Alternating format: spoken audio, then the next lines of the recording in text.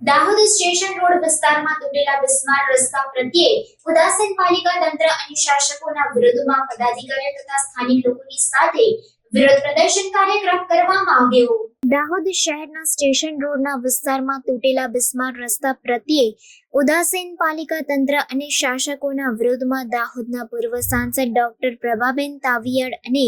દાહોદ શહેર કોંગ્રેસ સમિતિના પ્રમુખ આસિફ અલી સૈયદ અને દાહોદ શહેરના સ્થાનિક લોકોને સાથે રાખી તૂટેલા રોડ પર ભાજપના ઝંડા લગાવીને વિરોધ પ્રદર્શન કાર્યક્રમ કરવામાં આવ્યો।